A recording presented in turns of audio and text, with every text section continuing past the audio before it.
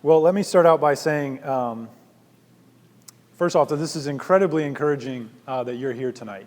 Wherever you are, whoever you are, for whatever reason why you're sitting in one of these wonderful white chairs that's provided by the chapel here, this is just a fantastic thing that you're here. It's an encouragement to me. It's an encouragement to my wife, Amy. There's no other way to say it other than this is encouraging that you're here.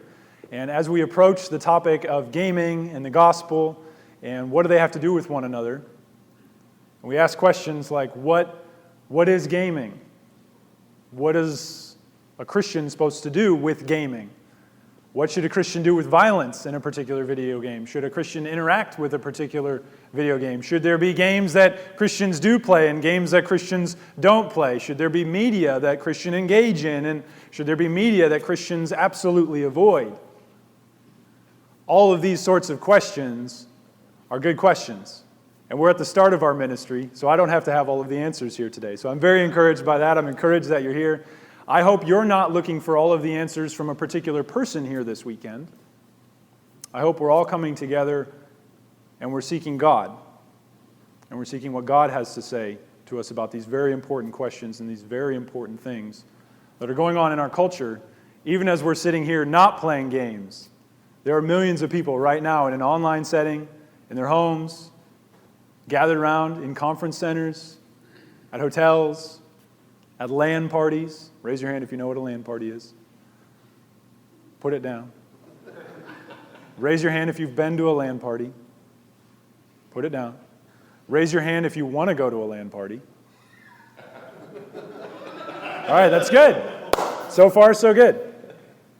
If you have questions about how a Christian should interact with a particular kind of media, how a Christian should interact with a particular kind of technology, if you have questions about what does it mean to be Christian artists and how do we interact with our art, how do we do our recreational hobbies for God's glory, you're in the right spot to ask that question. And we'll do our best over this weekend to try and give you some thought-provoking answers, but they're going to be thought-provoking answers. They're not going to be definitive. They're not going to be the final thing. They're not going to be the final say. They're going to be part of a bigger piece, part of a bigger puzzle that we're all working on together as we come together as brothers and sisters to help one another do this thing called life, and as we play and work and live for the gospel. So here we are tonight. We're asking the question, is gaming a thing? If you're here tonight, there's probably one of two reasons why you're here. You've either unfortunately had the mishap of sitting across the table from me one-on-one, and I've told you probably half of the things that we're going to talk about tonight. That's his half, not mine. Yeah. Or, option two, is that you unfortunately have been interacting with someone who had the mischance of sitting across the table with me, and they invited you to come to something like this. That's good. I'm glad you're here, and we're asking the question, is gaming a thing? Is this something that's going on? But I'd like to open up as we start tonight. Does anybody here have a Bible? That'd be a good thing to bring, right? Somebody open up. Brother, would you open up to Luke chapter 10, verse 2? And could you read for me Luke 10, 2?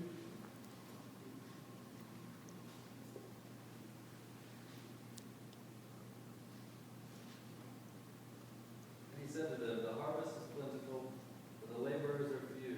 Therefore pray earnestly to the Lord of the harvest to send out laborers into his harvest."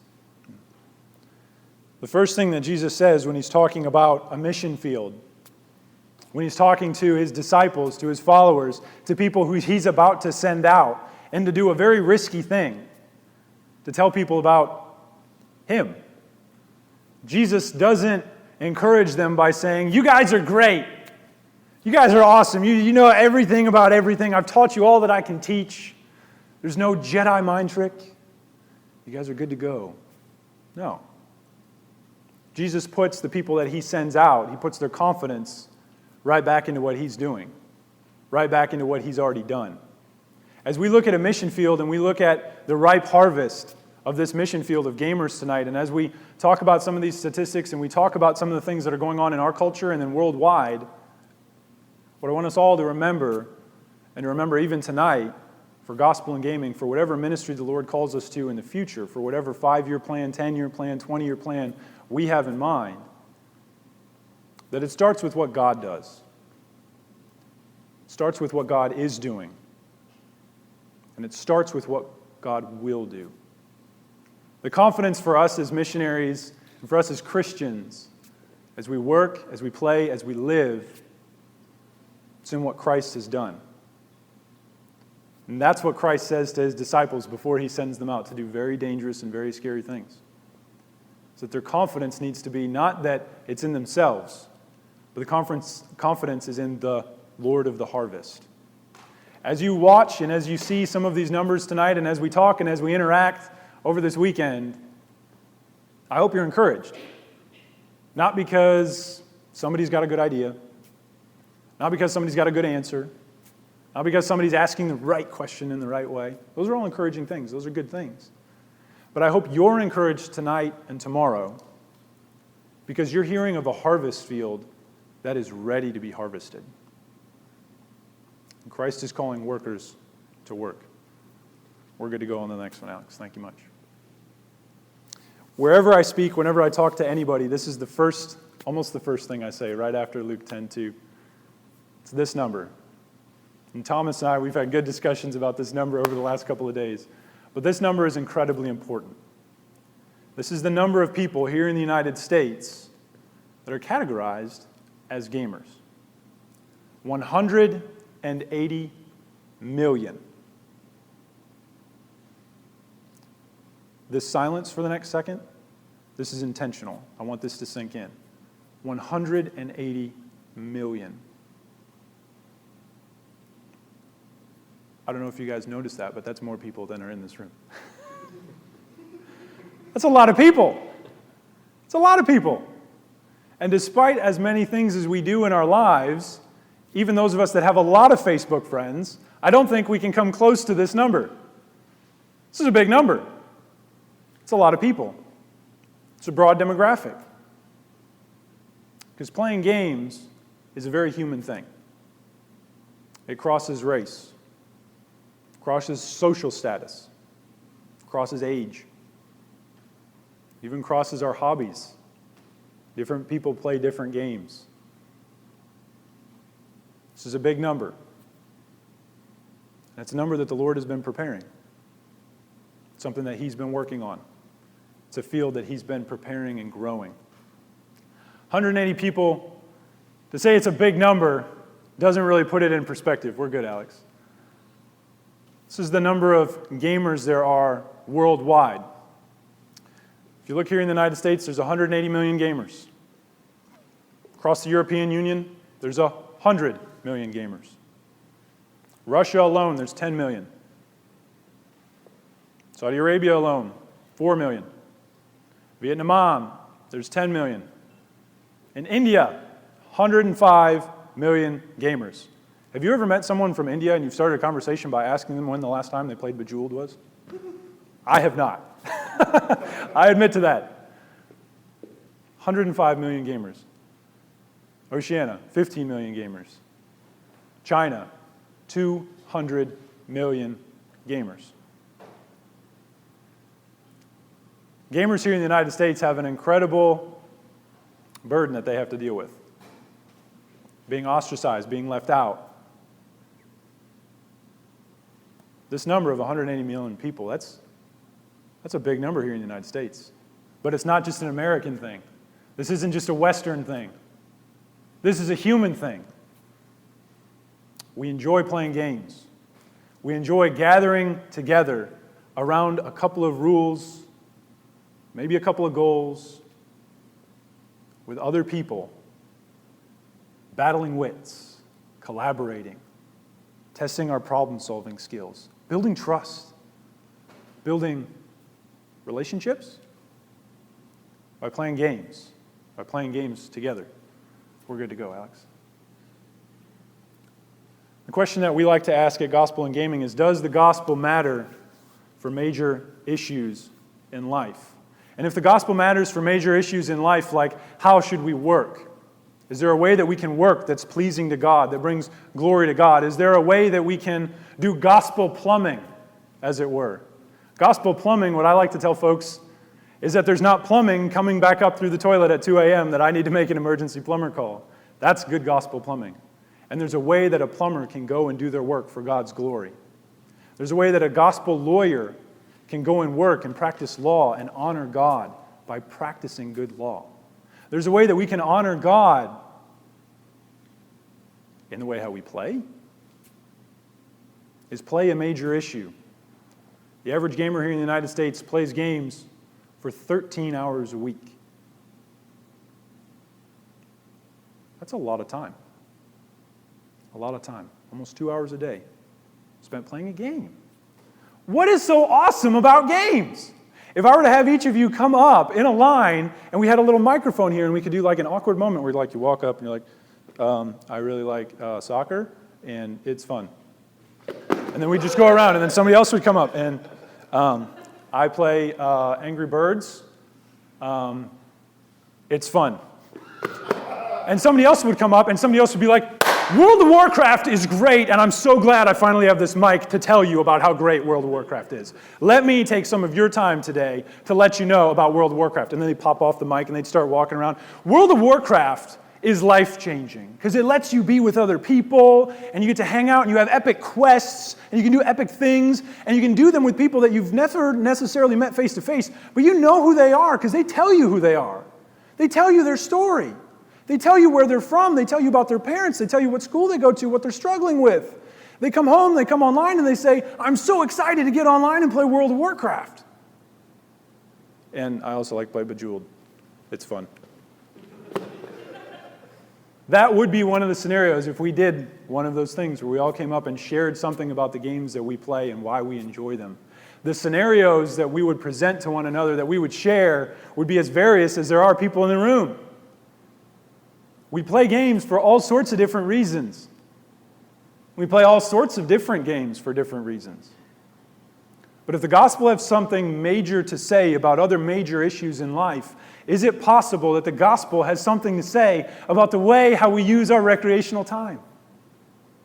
We at Gospel at Gaming, we would like to say yes, it does.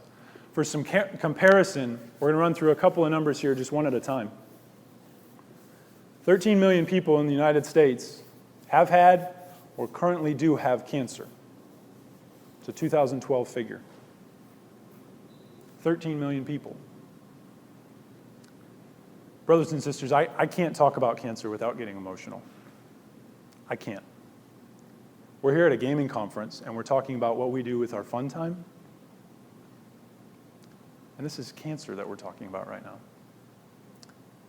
I know a lot of you have been touched in some way, affected, impacted by cancer. And cancer is a terrible thing. And those of us that are believers, we look forward to the day that we don't have to worry about cancer anymore. That we don't ever have to put a loved one in the ground. Because the King that you and I live for, he's coming back and he's doing away with cancer. But this is how many people in the United States currently have cancer. That number, in comparison with the amount of people that are playing games, it's huge. If the gospel has something to say about what King Jesus is doing to rid this world of nasty, wicked things like cancer, does the gospel have anything to say about what we do with those 13 hours a week that we're having fun? Thanks, Alex. This is a 2010 poll done by Gallup. This is the highest number I could find done by any reputable polling institution. 3.4% of the total United States population is reported willing to self-report themselves as homosexual. That's a big number, and that's a big deal. And that's something that we as brothers and sisters in the Lord, we want to address. We have talks, we have conferences, we have outreach events, in-reach events, we have seminary classes, we have lectures, we have books, we have websites that we can go to about how do we reach someone who says they're a homosexual? How do we interact with someone who says they're a homosexual? What does the gospel have to say about someone that's struggling with homosexual thoughts or homosexual temptations or a homosexual lifestyle? 3.4% of 315 million people here in the United States. You do the math. It's a lot less than 180 million people for 13 hours a week. Gaming is a big deal. Does the gospel have anything to say about what we put into our bodies? When I looked up this stat, I didn't believe it. So I cross-referenced it, and I didn't believe the cross-reference. So I cross-referenced it again. Because everybody that I worked with, when I worked in retail, everybody smoked. Maybe just everybody in retail smokes, and that's where all 43 million tobacco users are. I don't know. Maybe they were all sitting outside Hobby Lobby. What an interesting place for someone to decide to smoke. 43 million tobacco users. The number is getting higher.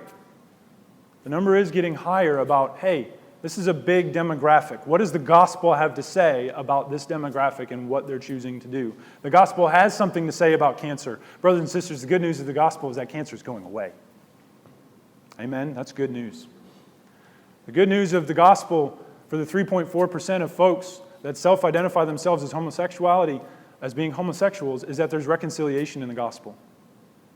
And no matter who you are and where you're at, Christ loves you. That's good news. For the 43 million people that are tobacco users, the gospel has something to say. Our bodies are holy temples to be offered up in acts of worship to the Lord. The gospel has something to say about important issues in life, important things that we choose to do with our time.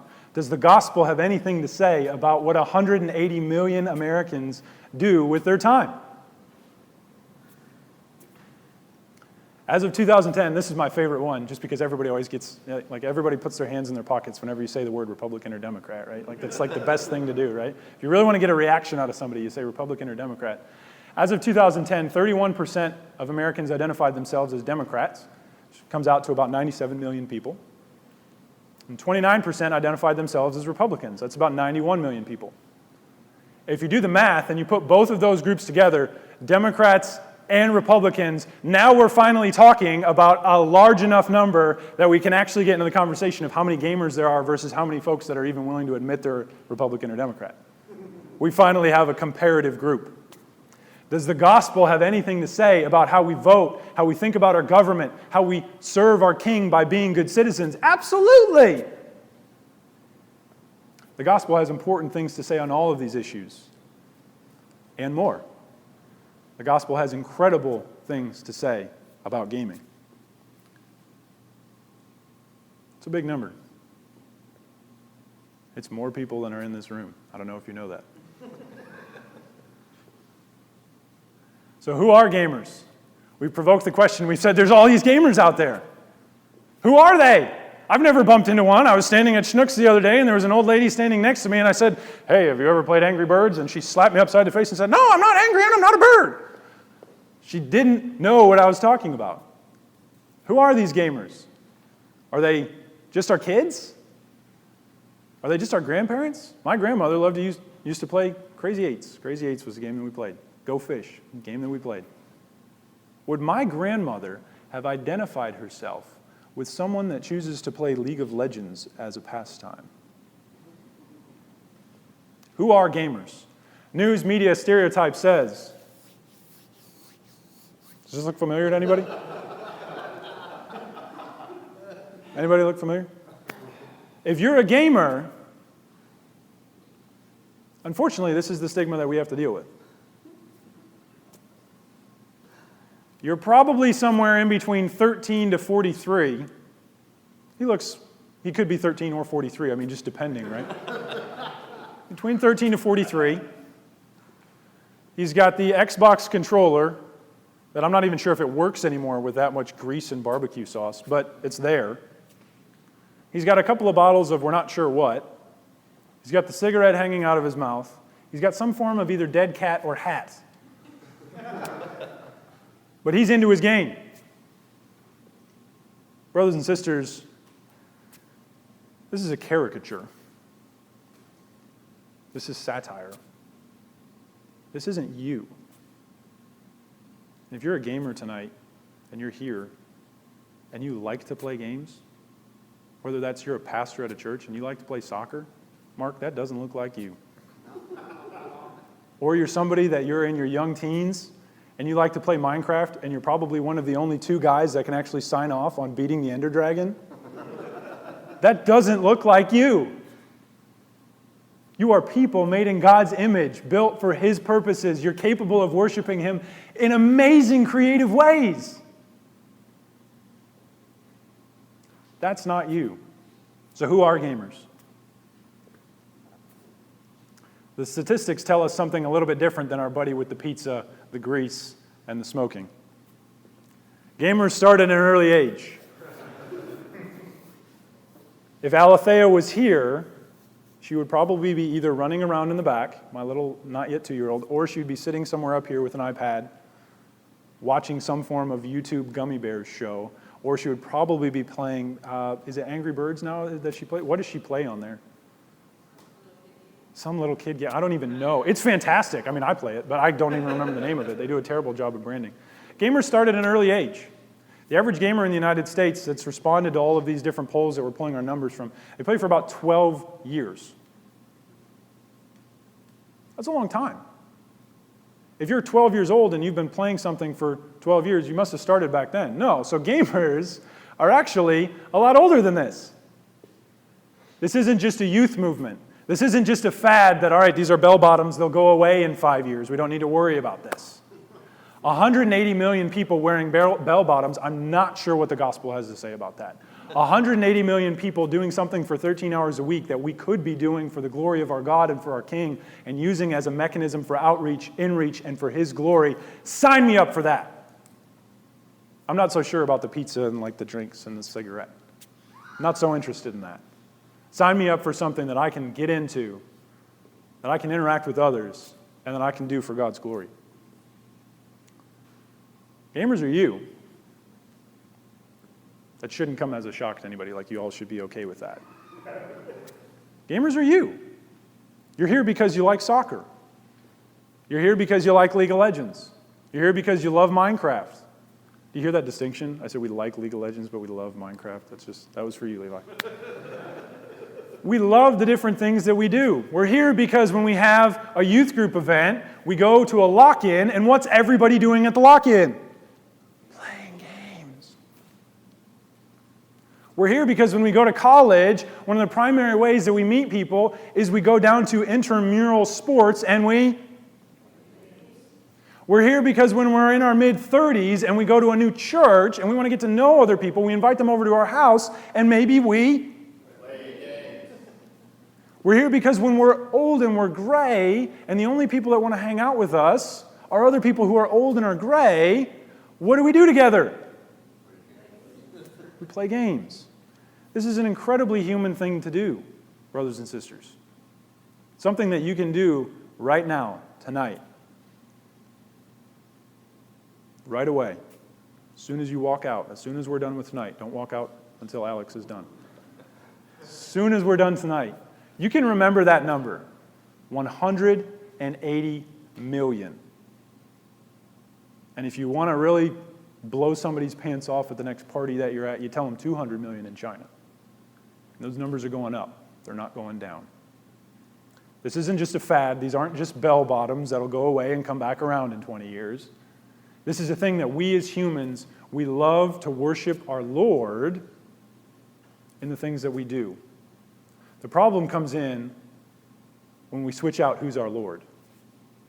The problem comes in when the thing no longer points us to the Creator, but points only to itself. Gamers are you. You're a gamer. You're here. That's good news. And the gospel has some things that apply to your life because of what we choose to do with our recreational time. I'm going to ask you one question, and then I'm going to open up the floor to questions, and we'll see how we're doing on time. We're doing all right. I'm going to open up the floor to one. I'm going to ask you guys one question. I want you guys to think about this, and you can write it down right in the little wicker basket in the back that Amy so wonderfully put together. There's pens back there. There's little index cards. What I want to provoke from you tonight is, what question do you have about the gospel because you're a gamer? What question do you have about the gospel because you're a gamer? That's my question to you. Write it down at some point. Put your name on it. We're actually going to give away some prizes tomorrow for good questions at the panel. So write your question down at some point throughout the night, tomorrow morning. put it in the wicker basket, have a chance at winning some Starbucks, and ask your question. Because our God is big. He's big enough that he's prepared this mission field, this harvest field, 180 million gamers. And he's calling you to be a part of his work in that mission field. So don't ask me your question right now. Think about it. Ask the Lord of the harvest that he would send workers. And then write your question down. And we'll talk a little bit about it tomorrow. We've got about 5 minutes for questions. If somebody wants to ask a question, just raise their hand, and we'll go from there. Any questions? I think you kind of did it, but I was going to say, if you could give, what would your definition of gamer be?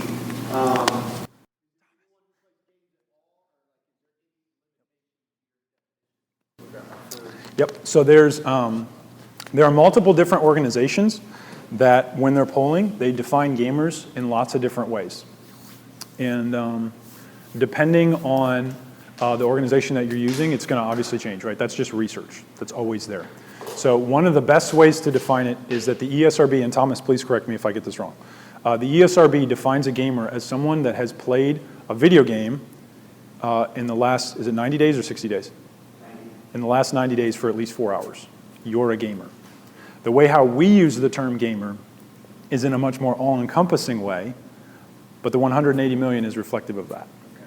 Yep. And what's your our definition of our all-encompassing definition of a gamer is that you are doing something specifically in for recreational purposes in a voluntary mechanism that has rules and goals. That's our definition of a game. Other questions? Other thoughts? And if not, then we can break early and we can eat some wonderful cookies and have some soda. Talked with a kid the other day, and I asked him, what is the gospel according to angry birds?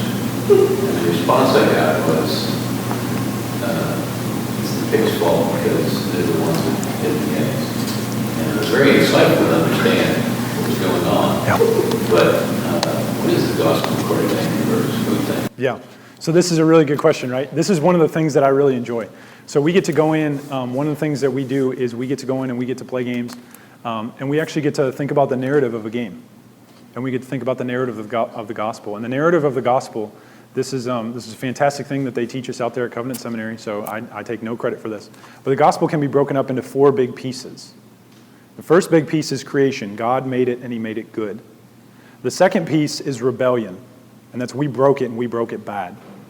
The third piece is redemption, and that's Christ came to fix it.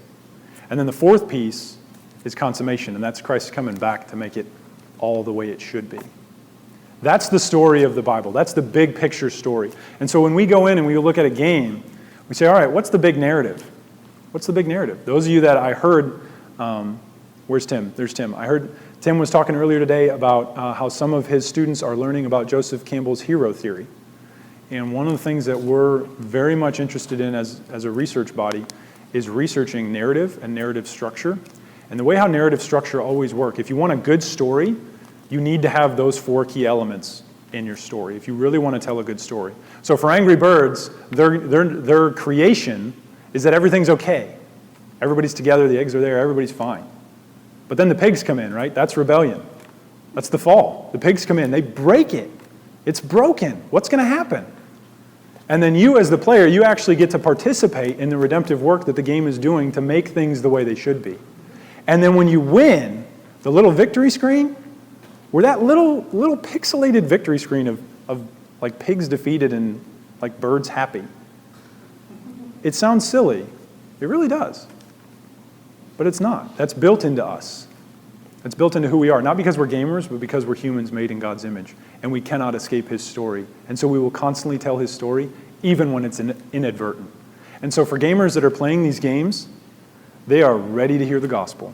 Because they've been hearing this story their whole life, whether they've been playing Zelda, whether they've been playing Donkey Kong, whether they've been playing Mario, or whether they've been playing huge, massively multiplayer online games. They hear this story. It's different. It's distorted. It's twisted. It's not Christian in its message. But they're ready.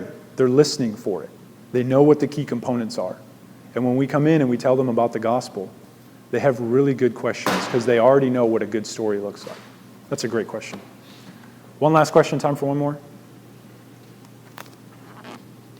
Yeah, Bart. What is the goal of your organization? What's the goal? So we have two primary goals, Bart. All right, so the first goal, we want to be a bridge. That's what we want to be. We want to serve as a bridge. So just like there's a bridge running across from East St. Louis to St. Louis, that's what we want to be. And on that bridge, it's a two-way street. And so on one way of the street that's going, it's from the church to gamers. So we're sent as missionaries into gaming communities and into gamer culture to bring them the gospel.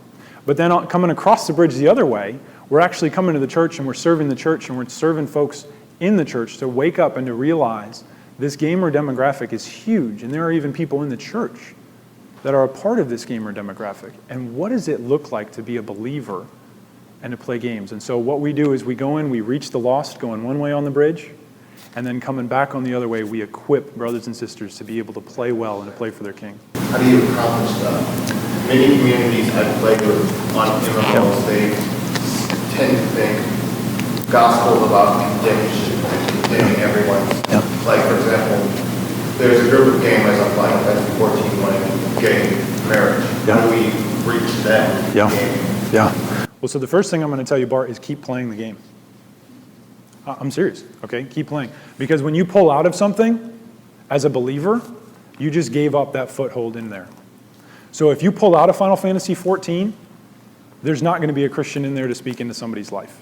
So that's the first thing that I'm going to say. Keep playing, all right? The second thing that I'm going to say is that you need to have other brothers and sisters with you that are also playing this game. So you can go to them with really tough questions as things come up, and that you can be working together, okay? This is not a lone star thing.